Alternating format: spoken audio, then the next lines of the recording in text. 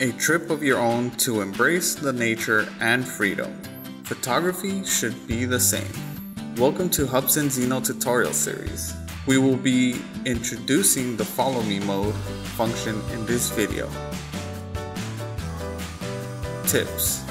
The aircraft needs 6 or more GPS satellites and pass GPS accuracy tests to activate follow me during flight. The altitude and distance need to be kept between 5 meters and 15 meters. During follow me mode, you can manually control the photo and video function. Enter the app interface.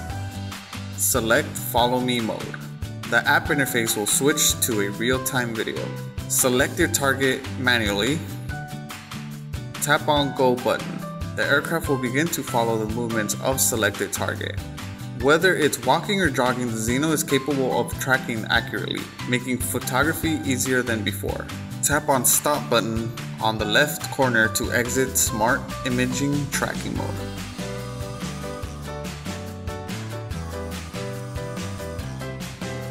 Thank you for watching.